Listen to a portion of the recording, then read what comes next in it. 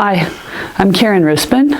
I was asked to share a bit about the development of wheelchair services and care for those with disability, the rehab section of Bethany Kids, specifically how I've been involved with the wheelchair services aspect of that.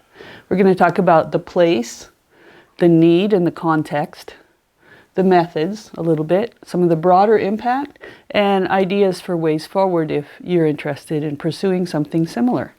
Who am I? I was a professor at LeTourneau University and got involved with the Wheels Project, which is looking at the efficacy of wheelchairs designed for use in less resource settings. I'm also an MK, a missionary kid that grew up in Kenya.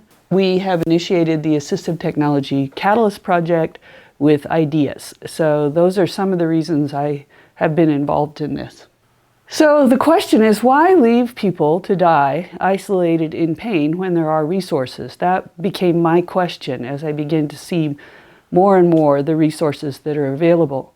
But there are real barriers, real answers to why this is difficult. Quite a few places have told me when I've spoken at conferences at CMDA last year at the summit meeting for mission leaders that they feel they need an expatriate rehabilitation advocate living on site. They feel like it's hard to go forward without that. And you'll see a little bit from the story in Kenya how it might be possible to do that. Cost is an issue. How do you pay if you're going to have staff to fit wheelchairs and train them to do so? How do you pay for that? How are you going to get the wheelchairs? That's a big difficulty. They're not cheap, they're hard to find, especially ones that are appropriate, or could be hard to find. More and more things are becoming available. Space is an issue. Many faith-based health providers have very limited, or health people working in the developing world have very limited space available, and a lot of it is already designated. How about training for your staff and mentorship? Real excellence, as we have seen with the PACS program, requires training and mentorship. But now I'll go on to tell you just a little bit about what has been happening in Kenya that I have been involved with.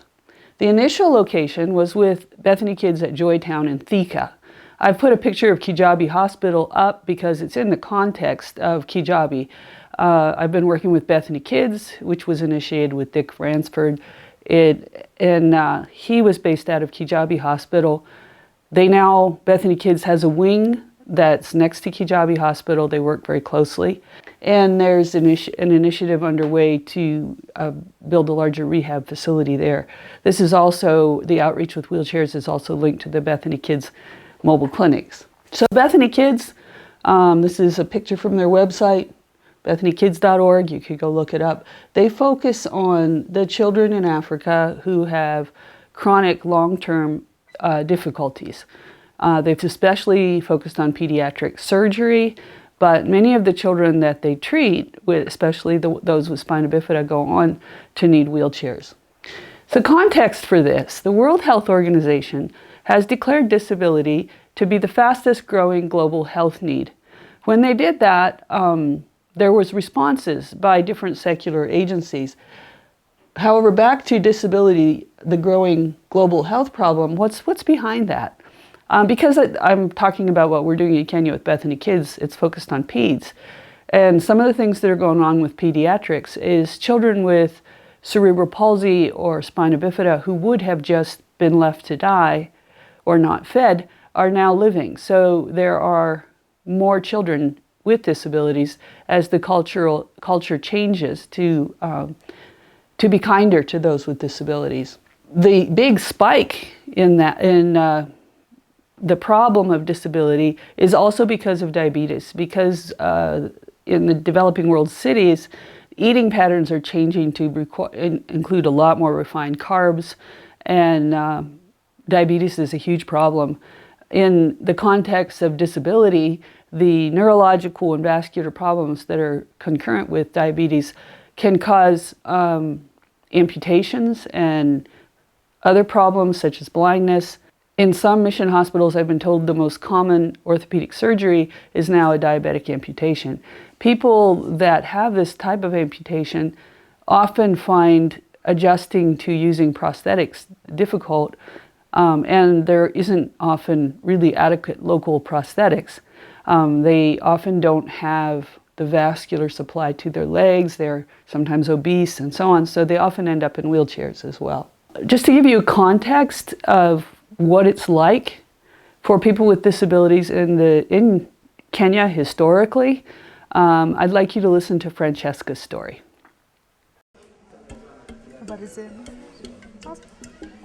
My name is Francisca, and I'm born with a spina bifida. We are 8 in our family. I'm second born. Yeah, but they are all okay. They don't have any disability. I grew up in a village, back in a remote place, back in Samburu. It was really a place that nobody don't understand about what disability means. They don't have any information about disability. So they just believe that I'm a curse, you know. In our culture, they just put a poison, you know, some poison, and then they soak, and then they give a child who was born with a disability, so they can kill. So when my mother found that I was to be killed, she ran away with me. I just went to school like a normal child, but it was really hard because the school was far. It's really hard for me to walk. I don't have friends in school. No one understands me. I was really leaking, you know, all wet because I don't have any bladder control. So nobody really wants to sit with me. When I was a teenager, I was fed up because nobody loves me. So I was saying, I think that's better for me to die. I think my grandmother was right. It's better for me to die than to live, because living in this life is as a hell. So I tried even to take a poison twice, but I didn't die. One of my uncle came to Bible school, and that time he came and just see about Kijabe, and then meet some doctors. He came and told my dad that there's a hospital. I think we can take Francesca there. I was sitting to wait for Dr. Bransford to come. I didn't know Dr. Bransford, so I just waiting for the doctor to come. I had an infection with my legs, you know, it's really infection and, you know, a lot of pain, So he came and see my leg, and then he saw my back, and I was wondering, now, who told me that I have a problem in my back? Because I didn't tell him. I didn't know what's the problem. What's the problem with my urine, so, you know, my incontinence, or the problem with my leg. I didn't know. So when he came and told me about spina bifida and about my problem with the legs and the bladder and all, and I was so excited to meet him because he told me the things I didn't know. Dr. Bransford introduced me to another doctor called Dr. Kimberly, and they told me that they're going to teach me how to do CIC, how to empty my bladder. My life changed completely.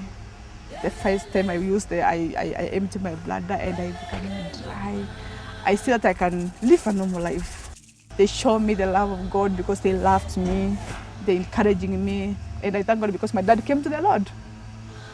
My father got saved, came to the Lord, and even my brother, even my sister. When I came to Kijabe, and then I was really transformed. I can be able to empty my bladder, I can be able to be dry, even to walk around. I can be independent, I work and get salary and have the house. At time I say, oh, so I can even date, I can get somebody. So I date my husband, and then I got married. And the first time when he told me that I love you, I was like, what? I say, do you know that I have a disability? I say, yes, I know you have a disability, but I love you the way you are. I'm praying for God to give me children. Yeah. Yeah. As you can see, Francesca spoke a little bit about physical pain, but she spoke more of social and spiritual pain. In fact, much of her felt pain was social and spiritual. And if we are to reach out to those with disabilities, their social and spiritual pain also needs to be addressed. The secular world talks about spiritual wellness more and more often now. In fact, Mayo Clinic has big sections up on their wellness website about that. Inclusion is a key word when you're talking about people with disabilities. In many African countries south of the Sahara, like Kenya, for vast amounts of the population, the church is an important social center, a hub. And unless they're welcomed in our churches, social well-being is difficult, and spiritual well-being is hampered. So it's really important that we think about these aspects of responding. Here is another video, a little short clip by Kate, the mother of a child with disability.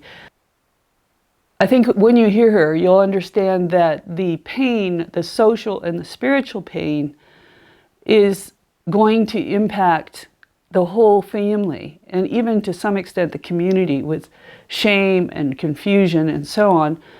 And it needs to be addressed there as well. The physical problems may only be in the person with disability, but the spiritual and pain is felt by the community.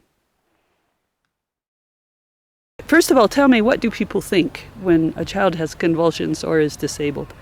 Oh, the first one, since we come from an African origin, the first thing that definitely comes is that, you need to appease our gods. Our gods are not, they're really, really angry. You go like, oh, our God, but I think I've lived a good life. I've never done anything bad. No. You have to be told that maybe when you are pregnant, you maybe looked at somebody else who was disabled and, you laughed. For me, I feel they keep bringing up the blame to somebody else. So if it is me, for instance, it's me, Mama Tatiana, they will tell me, oh, it's not you. Maybe it is your dad. And then I go to my dad. Oh, Dad, you were supposed to give the gods maybe a goat. No. I did it. Maybe you should ask your grandfather. So it will be shocking for you if your grandfather is dead, or maybe your father is dead. So they confuse you a lot. Maybe the church. There are some churches that feel you have to give this big tithe. They tell you that you need to give me like maybe 10,000 shillings. Come sleep in the church, and then I'll just chase away this demonic power. Actually, they usually say, God has punished you for something that maybe you did or your mother did. So you're paying in that generation. Yes.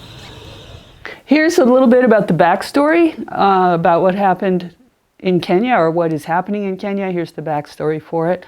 This began when I was working at LeTourneau University. And for me, it began with a research project. I had grown up in Kenya, and I had worked as a volunteer when I was in high school at Kijabi Hospital. And I had seen people give odd things that sometimes took up valuable space and consequently were actually a liability. So I cared passionately about whether things worked and were appropriate for the context of use. So when one of the engineers began initiatives to do with assistive technology, I ended up getting involved through a series of things that happened, and I cared about how well they worked. So I became involved in looking at the efficacy of assistive technology for use in low resource settings with the Wheels project. As I said, part of this was a response to seeing inappropriate donation, and inappropriate donation is also very common in faith-based circles with wheelchairs. Historically, people have thought of wheelchairs as one size fits all, and they'll just pack up a container of used chairs, send it over and hand them out. Or they'll make an extremely affordable chair and send it over and just hand them out. Rotary clubs also will just hand out wheelchairs to anyone who turns up, and so on. This, in the research world to do with wheelchairs, is often called distribution, where when it's done properly, it's going to be called a provision. As you can see, this little girl is much too small for her chair, so she ends up sitting in there cross-legged. She's got good upper body, but she can barely reach the push rims, and she may damage the inside of her arms, working to try to get around. Pressure ulcers are a consequence of ill-fitting chairs as well. So if you're going to give out wheelchairs, if you're going to try to give hope with mobility, let's begin to do it right. But to do it right, you have to have evidence of what's right and what's wrong. what types of wheelchairs work. And that's what I got involved in. I wanted hard data. And this over time led to the development and validation of 4 research tools aimed specifically at the appropriateness of wheelchairs. For us, it was wheelchairs provided in Kenya, or as somewhat typical of other low resource settings. And my particular goals weren't to randomly do research. I really wanted to give feedback to people that were giving out wheelchairs. And then I got involved with other wheelchair manufacturers, Hope Haven, Beeline wheelchairs, Whirlwind wheelchairs, Motivation wheelchairs, wheelchairs for kids, to look at them in comparative studies and say what works. Many a times these are developed and designed by engineers. They want to know, does it break? Does it break in the field? And we developed the Wheelchair Components Questionnaire for a wheelchair technician or a wheelchair professional to rate the condition of a wheelchair like a snapshot in time to look for typical problems. This is available at our website, and the papers to do with validation and the studies that we've done with this are there as well. Obviously, you could have a wheelchair that was in great shape, like that giant wheelchair for the little girl, but it wasn't clinically suitable for her. So we wanted to capture that information as well. A lot of people want to give out those folding transport, hospital transport chairs that really aren't designed for long-term use. And she was in one of those. Those aren't great, and we wanted to have a way to say that. So we developed the Wheelchair Interface Questionnaire for a therapist who has experience with wheelchairs to rate the interface between an individual and their wheelchair. In other words, does it work for this person? The therapists, the Kenyan therapists, we validated it in people from many cultures. The Kenyan therapists and the therapists from the developed world have the bigger picture clinically and can better rate what a person has compared to what might be available.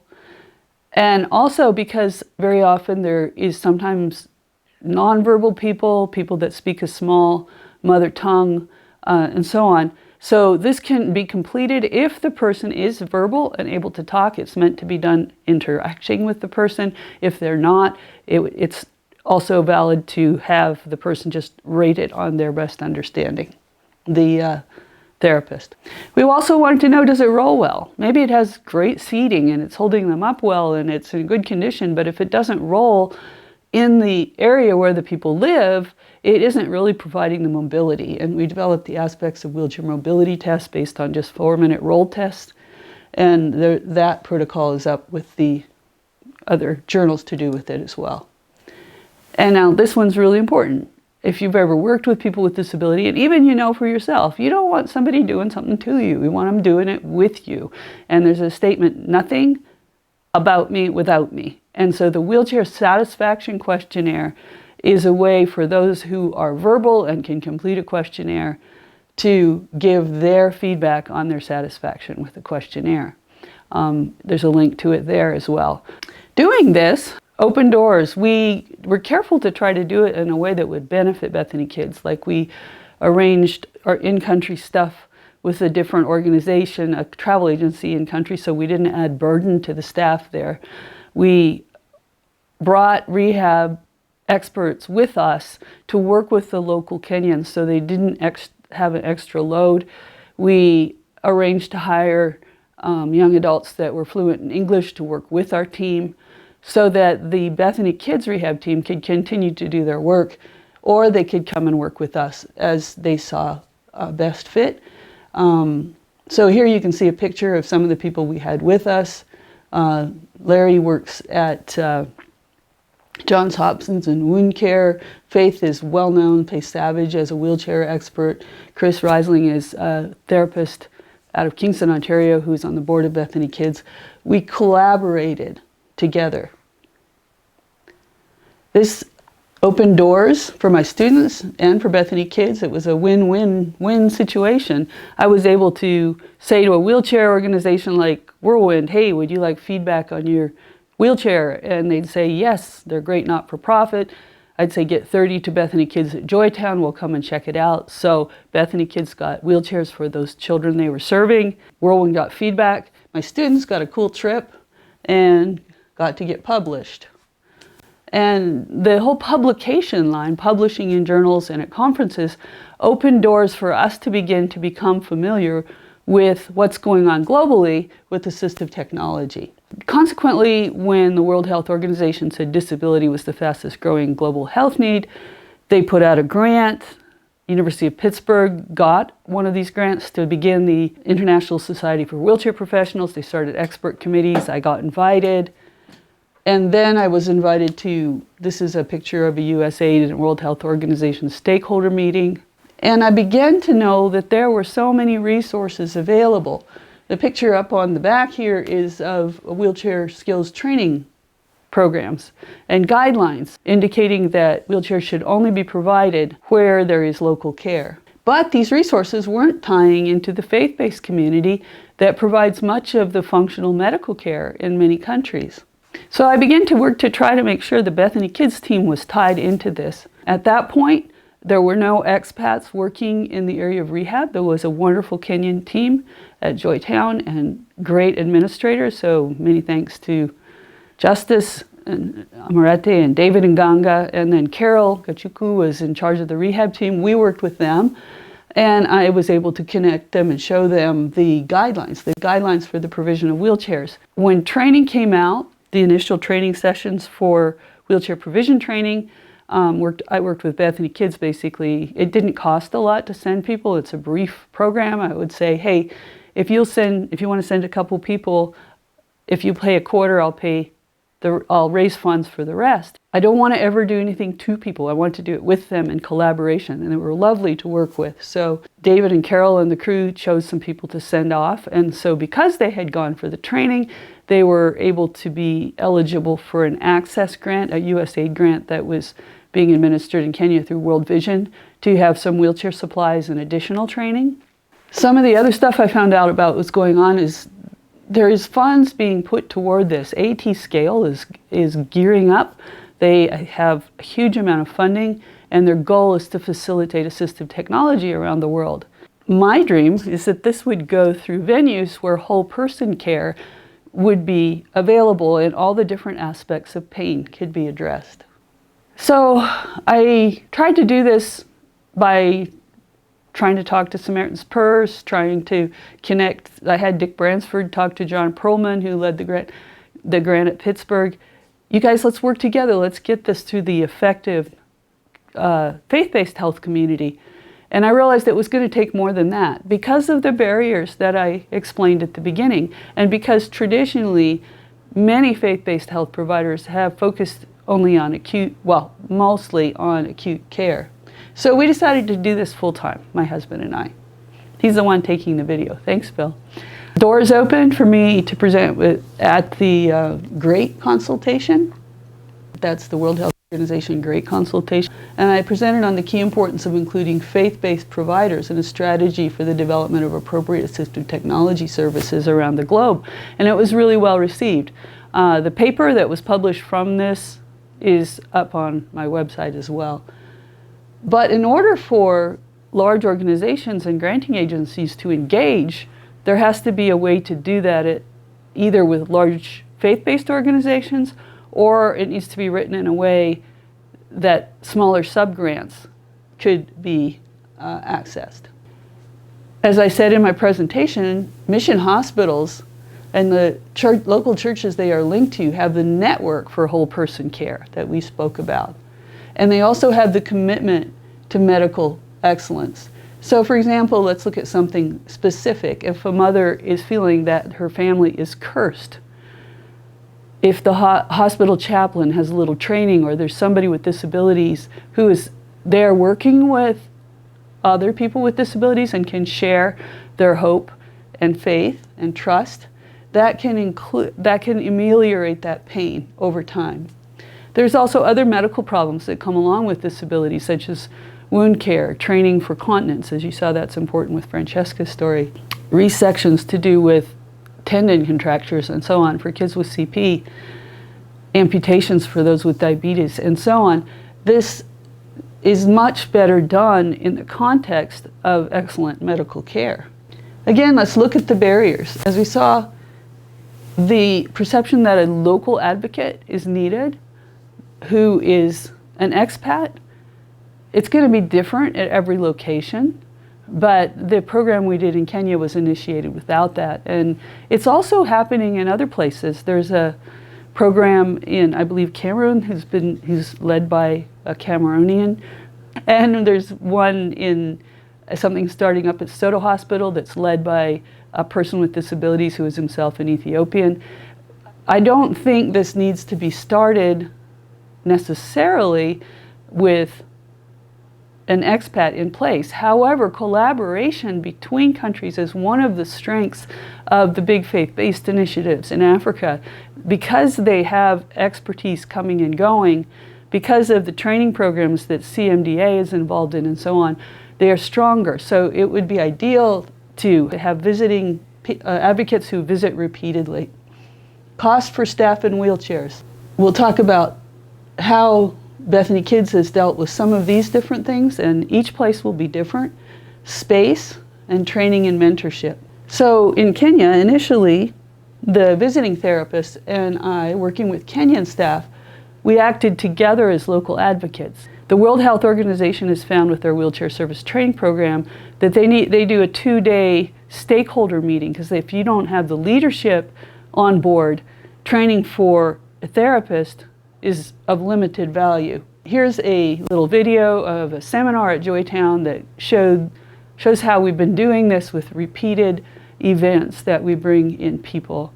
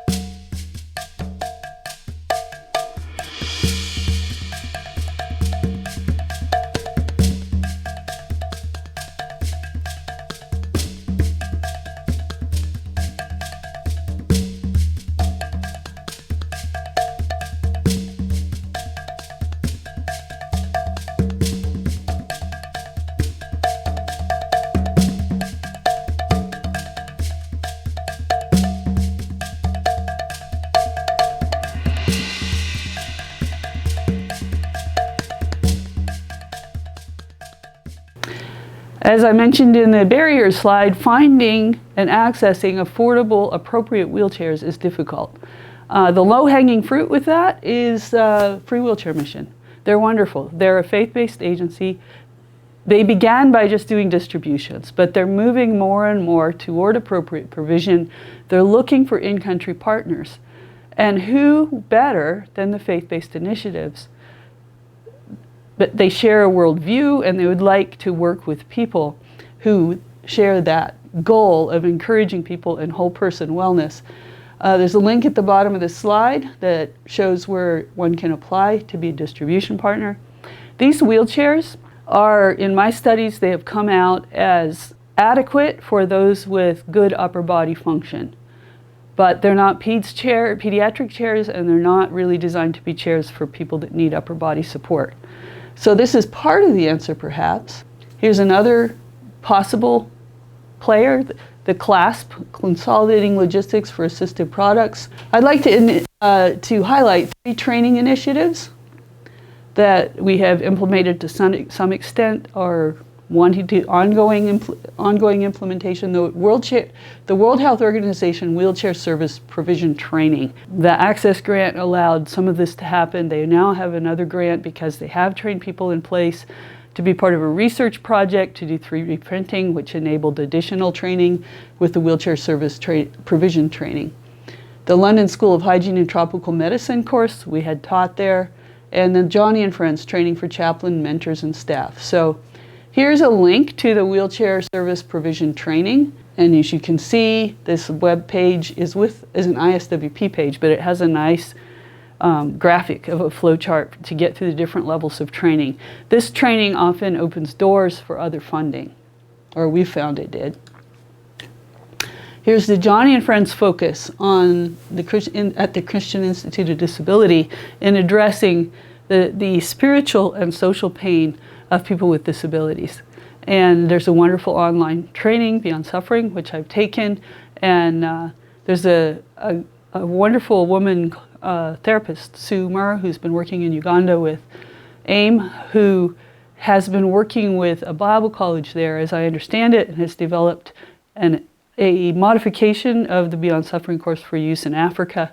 We had Sue come down.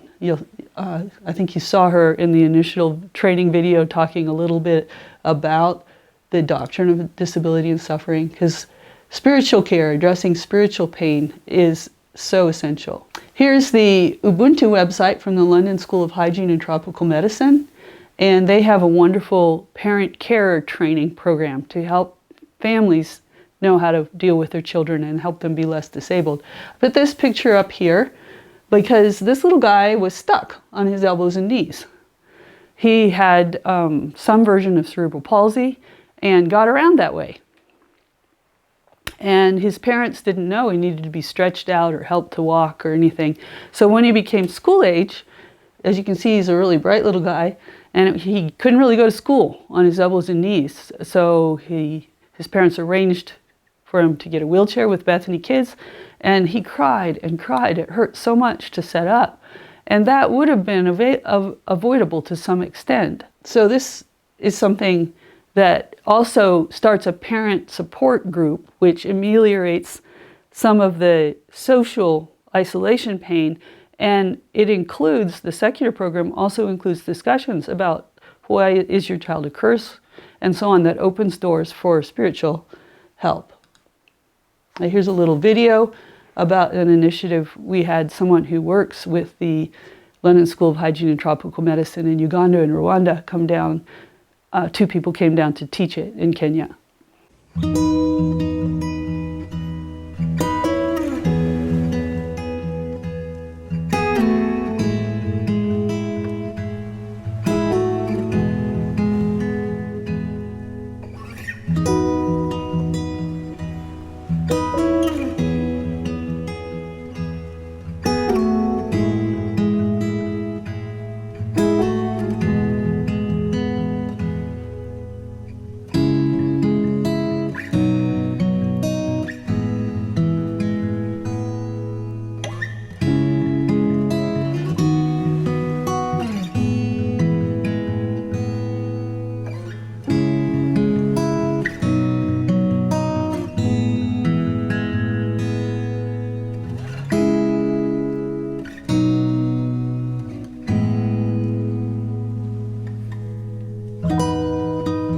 So with this seminar, I'm able to realize different types of techniques, that if my child is supposed to be resting, I'm supposed to be lying her on this side.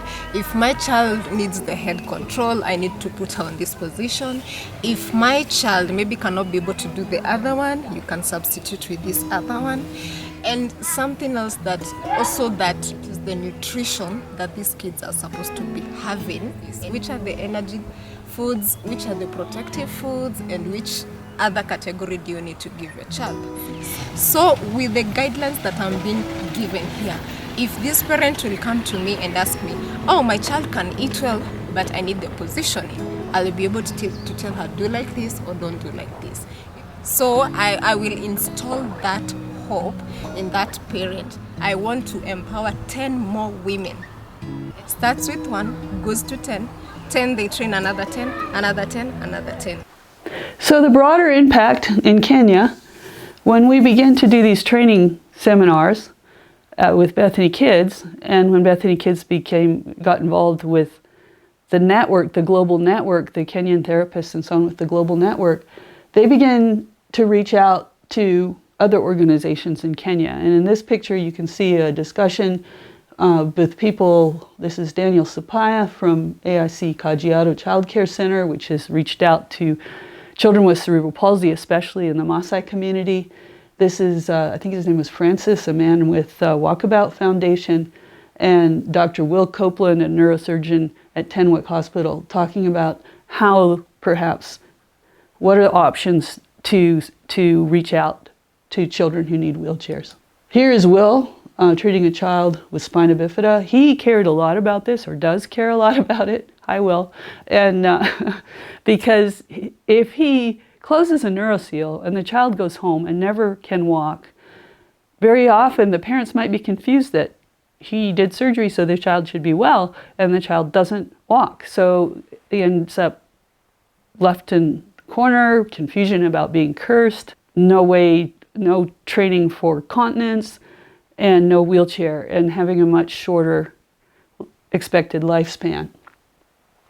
They have begun a wonderful initiative at Tenwick, and like Kijabe, there was no expat staff in the rehab focused area. Solomon Ropp, the Kenyan therapist who works there, has been great at advocating for this. Here's a little video that Will did. Yeah, hey, I'm Will Copeland, a neurosurgeon here at Tenwick. So today is Monday, it's our big clinic day. And our first 2 patients so far this morning, both will need wheelchairs. One is a 3-month-old little boy who we fixed a myelomeningocele or spina bifida on his back 3 months ago. And of course, as he grows, he'll eventually need a wheelchair. The second one was a 10-year-old boy who has a lesion in his spine causing him to be paraplegic. So these wheelchairs are so important to our patients, and we're grateful for any assistance we can have. What do you think will happen if they don't get a wheelchair? It's difficult to say, but often it can be a death sentence here in Kenya. The children can develop problems with their skin, and they get ulcers and breakdown from that, which can lead to infection and again, ultimately, even death.